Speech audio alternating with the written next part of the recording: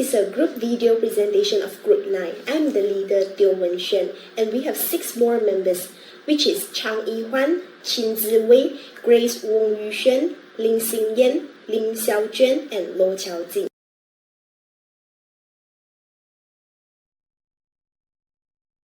Today, we'll be presenting on an important topic in Malaysian law, the presumption of legitimacy as established in Section 112 of the Evidence Act 1950 and Section 110 of the Islamic Family Law, Federal Territories Act 1984. These provisions serve as cornerstone in protecting the rights and welfare of children, maintaining family harmony, and ensuring social stability. Section 112 of the Evidence Act presumes that any child born during a valid marriage or within a certain period after its dissolution is legitimate. This presumption secures the child's identity and rights and reduces paternity disputes. On the other hand, Section 110 of the Islamic Family Law Act applies similar principles within the framework of Islamic teachings, emphasizing the concept of nasab or lineage. Lineage is a critical aspect of Islamic law as it determines inheritance rights, family identity, and a child's place within the community. So, what makes these provisions so significant is their role in balancing individual rights with broader society values. They protect children from the stigma of illegitimacy, uphold family privacies, and minimize emotional distress. Yet, advancement in DNA technology and shifting family structures present new challenges. DNA testing offers precise paternity determinations, but it can also disrupt family stability and conflict with traditional values. As we delve deeper, we'll explore how these legal presumptions uphold children's welfare, adapt to modern realities, and remain vital to promoting family cohesion in a changing world. Through landmark cases and evolving legal debates, we'll see how these principles continue to shape Malaysian society today. Firstly, Section 112 of the Evidence Act 1950 states the presumption of legitimacy for a child who is born during a valid marriage or within a specific period after its parents' dissolution. It provides that any child who is born to a woman who is or has recently been married to a man is presumed to be the legitimate child of her husband as long as they have had access to each other. Now, this section aims to protect the child's legitimacy and preserve family harmony, even though DNA evidence might suggest otherwise. There are several court decisions have reinforced the presumption under this section. One of the cases that we can look at is the Achard versus Needham case. In this case, Mr. Hedges denied being his child's father by the reason of the child's Mongolic features, and he accused the gardener, which is Achard, as the father of the child because he frequently visited his wife, Mrs. Hedges, while he was away from work. The court then rejected the allegation, ruling that both Mr. and Mrs. Hedges had been living together and remained married during the period of her pregnancy. Judge Hedman upheld the presumption of legitimacy, emphasizing that the evidence of a valid marriage and sexual relationship at the time of pregnancy strongly supported the term legitimacy under the common law. The court therefore concluded that the child was legitimate and Mr. Hedges was the child's biological father. In another case that we can look at is the MPPL and Arnold vs. Cass case. In this case, the appellants were a married couple. During the marriage, the wife gave birth to a child and the husband was registered as the child's father on the birth certificate. However, the respondent claimed that he was the biological father of the child because he had sexual intercourse with the appellant's wife before and during her marriage to the registered father. During the period of her pregnancy, they also had unprotected sexual intercourse. He claimed that he had been in contact with the child for 5 years since he was born and that he had provided maintenance to the appellant's wife for several years. In this case, Section 112 of the Evidence Act creates a presumption that a child born in a valid marriage is legitimate unless it is proof that there is no access between the spouses. In the absence of such proof, this presumption stands. Therefore, the federal court prioritized the welfare of the child and ruled against mandatory DNA testing on the basis, which could be detrimental to the best interests of the child. The first challenge that this section faces is the conduct of DNA testing, which establishes biological paternity. Conflicts can arise when the DNA evidence contradicts with the legal presumption of paternity. In the Empipio case that I've mentioned just now, the alleged father requested the High Court to order DNA testing of their child so that he can establish paternity while seeking for his rights of access and the child's custody. The High Court then granted the application and compelled a DNA test to resolve this dispute. Another key criticism of this section is its outdated approach, which it was developed way before conclusive methods such as DNA testing even exist. The Malaysian law position ignores on biological truth, which contradicts society's understanding of the term legitimacy.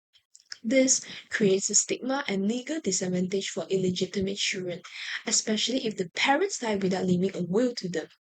The law struggle to harmonize biological factual evidence with established legal presumption highlights the continuing conflict between tradition and evolving societal norms. Now I'll be talking about Section 110 of the Islamic Family Law, Federal Territories Act. It outlines a similar presumption of legitimacy but applies within the framework of Islamic family law. In this act, it was stated that if a child is born to a married couple within a period of 6 months from the marriage, or within 4 years of the man's death or divorce, and the woman is not remarried, the child is presumed legitimate. This provision served the Islamic legal principle of nasab, which is also known as lineage, which is significant in determining the rights of the child, particularly in matters such as inheritance and guardianship. Additionally, other sections within the Islamic Family Law Act, such as sections on maintenance, inheritance, and custody, reinforce the importance of legitimacy in upholding the rights of the child under Islamic law. For example, Section 80 of the same Act mandates maintenance for a legitimate child, underscoring how legitimacy affects a child's welfare and access to familial support. An example of a case that applied to Section 110 was the case of Wan Azmi and Nik Sawani. The child in this case was born more than 8 months after the marriage. The court held that the child is legitimate based on the proof that there was intercourse between the mother and the father, as the child was born after 8 months and 14 days from the day of the intercourse. Section 110 also plays an important role in providing for the maintenance of children. By ensuring the legitimacy of the child, it is a must for the father to provide nafakah, which is also known as the adequacy of daily needs such as food, clothing, and housing to his children. This means that the father is responsible for the child's expenses after birth, as he is obligated to cover the expenses of his wife's delivery. In the case of Norzaini binti Alias and Muhammad Sharif bin Muhammad Taib, the father denied that the child was his. Then the mother applied for maintenance for her 13-year-old child. The court then held that the child is legitimate and ascribed to the father as the child was born after 10.5 months from the date of the marriage, and there was intercourse between them after the marriage, which has a clear indication of Section 110. Hence, the father is legally obligated to maintain the child under the law. However, when a child was born less than 6 months from the date of marriage, can it be legitimized? This was the main challenge of this section. It was stated in a journal article written by Aziza binti Muhammad that based on the book of Fatawa al-Hindiyah, it highlighted the view of the Hanafis, which stated that if a child is born less than 6 months from the date of the marriage, he is illegitimate. But it also doesn't stipulate that the child must be born within 6 months from the marriage, since the biological father may ascribe the child's paternity through acknowledgement, where the child will then be legitimate. In the case of Zafrin Zulhilmi bin Pauzi and Nor Aini binti Nasron, the baby is the legitimate child of the couple, but he was born 4 months and 24 days from the date of their marriage. The child was held legitimate based on silent acknowledgement, as the couple had lived together as husband and wife after their marriage without being divorced. However, even though the child was considered a legitimate child, the father cannot be the child's guardian, as the situation in this case still obeys the Section 110. As a small conclusion, the issue of the child legal status shouldn't be taken lightly, as it also has a significant impact on the child, especially regarding the issue of guardianship and inheritance. Today, I will discuss whether Section 112 of the Evidence Act and Section 110 of the Islamic Family Law Act are still relevant in nowadays, despite the advancement in DNA technology allowing precise paternity determination.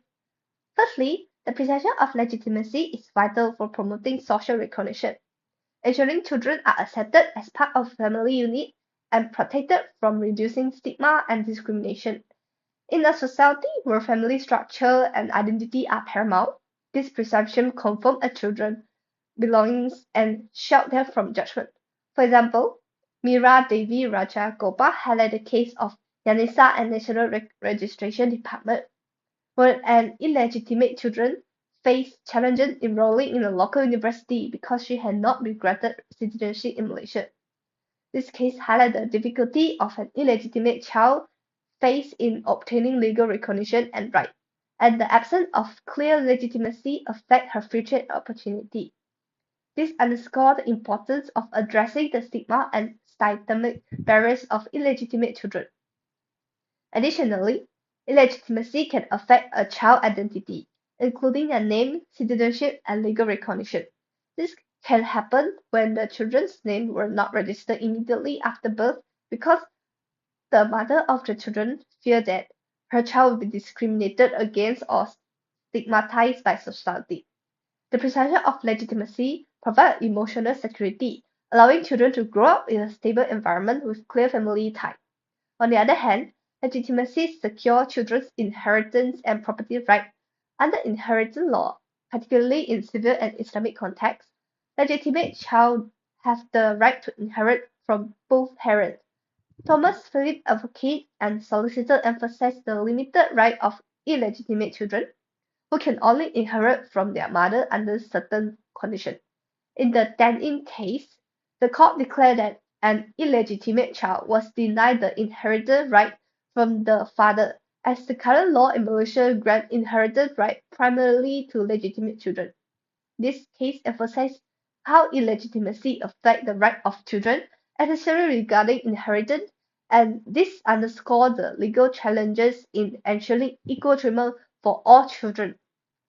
A journal article, Discrimination Against an Illegitimate Child According to Law and Society, heard that the stigma of illegitimate children is still deeply rooted in Malaysia, which often force parents to make difficult decisions, such as adoption, to protect their children from societal judgment. While Malaysia has made strides in addressing the right of illegitimate children, further efforts are needed to educate society and reduce discrimination. Ultimately, the presumption of legitimacy still play a vital role in safeguarding the emotional well-being, social acceptance, and legal rights of children, even as society continues to evolve. Besides, the presumption of legitimacy in Malaysian law through Section 112 of the Evidence Act 1950 and Section 110 of the Islamic Family Law Federal Territories Act 1984 promotes family cohesion by minimizing paternity disputes and protecting children from emotional distress. By protecting families from external judgment, it ensures privacy and helps maintain healthy relationships within the family unit. So, firstly, the legal presumption established under Section 112 of the Evidence Act 1950 and Section 110 of the Islamic Family Law Federal Territories Act 1984 play a crucial role in supporting family harmony by reducing the likelihood of paternity disputes, which can cause emotional distress and create lasting tensions between spouses and between the child and their father. By minimizing these conflicts, the presumption helps maintain family unity, reinforce the father's legal role, and ensure both parents share responsibility for the child's well-being, fostering stability and continued involvement in the child's upbringing. This aligns with the Article 16 of the Conventions on the Rights of the Child, CRC, which emphasizes the importance of a harmonious family environment and protecting family privacy for a child's development. The presumptions help protect families from external scrutiny, safeguarding children from interference in their private lives. These provisions address the evolving nature of Malaysian family dynamics with cultural and religious diversity, while ensuring that children's best interests remain central. This approach supports parents in navigating complex familial issues and reinforces the critical role of family cohesion in promoting a child's well-being within the broader societal context. In addition to fostering family harmony, these presumptions also protect the privacy of family matters, ensuring that sensitive issues such as paternity disputes can be resolved without public disclosure. This protection is especially important in today's digital age, where personal information can easily spread on social media, causing reputational harm and emotional trauma. By safeguarding privacy, the presumption protects children from stigma, upholds family dignity, and reflects societal values that prioritize the welfare of everyone involved. Article 16 of the CRC also highlights the protection of children's right to privacy, family, home, and reputation from unlawful interference, ensuring family matters involving children are handled with their well-being as the primary concern. The legal framework balances legal obligations with cultural practices, recognizing evolving family dynamics while respecting cultural sensitivities. It prioritizes the child's voice and best interests, ensuring that families' issues are addressed privately and respectfully. Hence, the presumption of legitimacy established in those two sections remains relevant in 2024 for protecting family privacy, minimizing paternity disputes, and safeguarding the child's well-being in a digital age. These provisions protect family cohesion, dignity, and address contemporary legal challenges. When it comes to DNA evidence in legal cases, especially those involving family issues, things can get pretty complicated. DNA testing is undeniably powerful, but the law has to carefully balance this scientific evidence with established rules about family stability, particularly in cases where Section 112 of the Evidence Act comes into play. Section 112 essentially says that children born during a valid marriage or within a certain period after a divorce are presumed to be legitimate. This means it's doomed to challenge the status of a child's legitimacy, even if DNA testing shows otherwise. While DNA testing can provide clear scientific proof of biological relationships, the law still tends to prioritize preserving family stability and the social framework of legitimacy. So, judges have to walk a fine line between accepting scientific facts and protecting family unity. That said, DNA testing can rebut the presumption of legitimacy if it shows, for example, the presumed father is not the biological parent. But courts don't just accept DNA evidence blindly. They will remain alert to the wider implications, such as potential impacts on a child's inheritance rights, identity, or family relationships. In many cases, judges want a strong and clear reason to overturn the presumption of legitimacy, as doing so could destabilize families or lead to other legal complications. Although DNA evidence is now widely accepted by the courts, it is not always immediately preferred over other legal considerations. Section 112 tends to protect the family's integrity, and courts are hesitant to fully rely on DNA testing in sensitive issues like paternity. In some cases, this hesitation arises from concerns about the child's well-being, support, and inheritance. There is also an ongoing debate about whether the law should evolve. Should legal frameworks like Section 112 incorporate DNA evidence more effectively while still protecting the family integrity? The future may require a more balanced approach that acknowledges both the scientific truth of DNA and the social importance of family structure.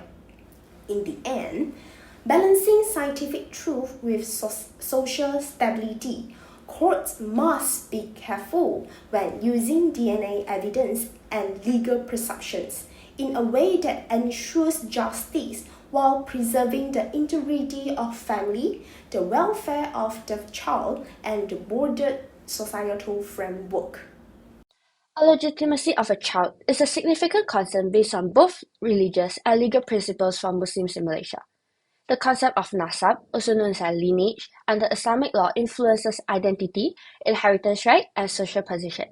In order to safeguard children's right and preserve family unity, Section 110 of the Islamic Family Law of Federal Territories Act 1980 presumes the legitimacy of children born in legal Islamic marriages.